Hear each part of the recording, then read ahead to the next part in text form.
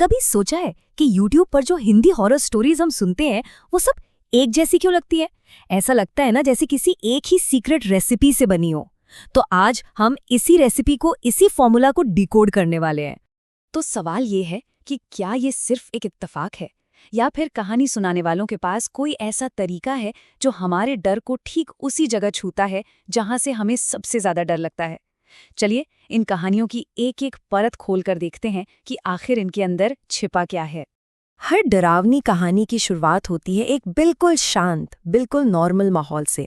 लेकिन ये जो शांति है ना, ये असल में आने वाले तूफान का एक इशारा होती है।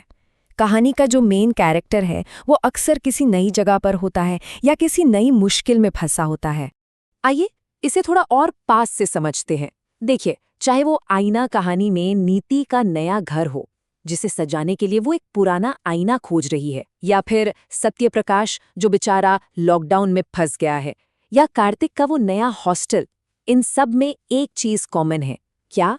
अकेलापन और एक तरह की लाचारी। और बस यही वो जमीन है जिस पर डर की पूरी इमारत खड़ी की जाती है। और फिर डर दरवाजे पर दस्तक देता है। मतलब नॉर्मल सी जिंदगी में छोटी छोटी अजीब सी चीजें होने लगती हैं और ये इतनी मामूली होती हैं कि हमारा हीरो इन्हें अपना वहम या बस थकान समझकर नजरअंदाज कर देता है। अब यहाँ पर एक बहुत मजेदार बात है। मुसीबत की पहली आहट, मतलब पहली वार्निंग, लगभग हमेशा एक आवाज होती है। एक बहुत ही धीमी, परेशान करने वाली आवाज जो धीरे धीरे माहौल में टेंशन घोलना शुरू कर देती है।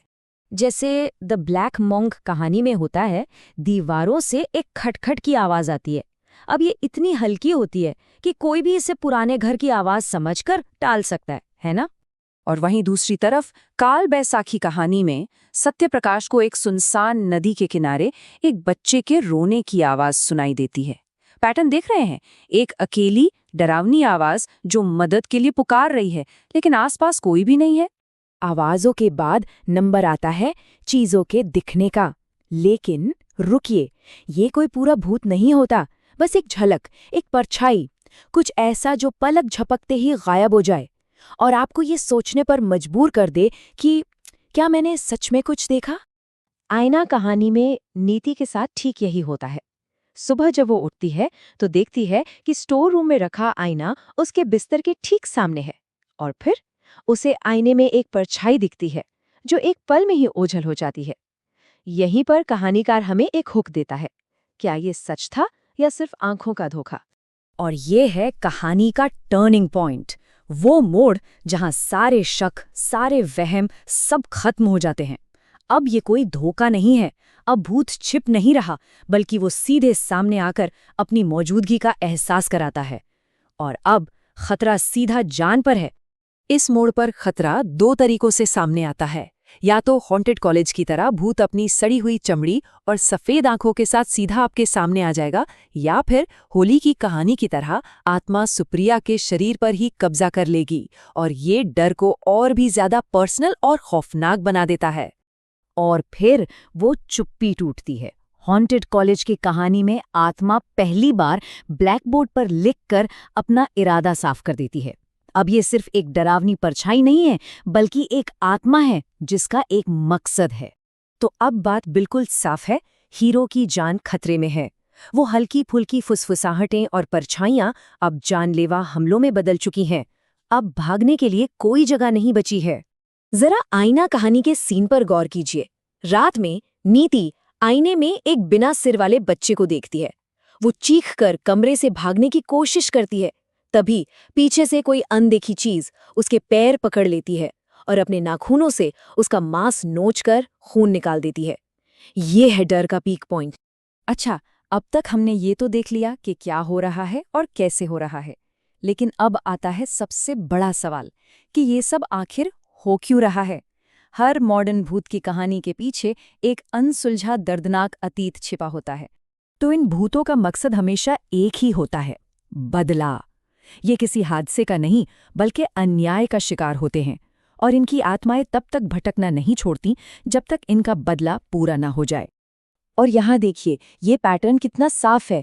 होली कहानी की रूपा को याद कीजिए, जिसे प्यार में धोखा दिया गया था, या फिर आईना कहानी की बंजारन की बेटी जो हिट एंड रन में मारी गई, और हॉस्टल कहानी की वो औरत जिसे सबने जलते हुए छोड़ दिया। कहानी कोई भी हो, पैटर्न एक ही है, पहले अन्याय, फिर बदला, और फिर खौफ का वो अंतहीन सिलसिला। तो आखिर इन कहानियों से हमें मिलता क्या है? ये सिर्फ डराने के लिए नहीं होती, ये अक्सर एक चेतावनी होती हैं, डर के पर्दे के पीछे छिपा हुआ एक सबक। ये कहानियां हमें बार बार याद दिलाती हैं कि कर्म आपका पीछा कभी नहीं छोड़ता। आईना कहानी में नीति को अपने पुराने पाप की सजा मिलती है। हॉस्टल कहानी हमें सिखाती है कि दूसरों के दर्द को नज़रअंदाज करना कितना खतरनाक हो सकता है। असल में ये आज के ज़माने की लोक कथाएं हैं जो हमें सही और गलत का पाठ पढ़ाती हैं। और जो लोग इन हादसों से बच भी जाते हैं, वो भी पहले जैसे कभी नहीं रहते। सत्यप्रकाश को दिनों तक तेज बुखार और सदमा रहता है, जबकि सुप्रिया जैसी कुछ अपनी जान ही गंवा बैठती हैं। ये हमें दिखाता है कि इन कहानियों में दांव पर क्या लगा है और अतीत का सामना करना कितना जानलेवा साबित हो सकता है।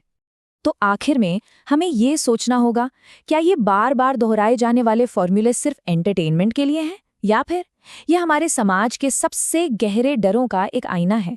अन्याय का डर, अतीत के साए का डर, और इस बात का डर कि हमारे कर्म हमारा पीछा कभी नहीं छोड़ते। ये एक ऐसा सवाल है जो कहानी खत्म होने के बहुत देर बाद भी हमारे जहन में गूंजता रहता है।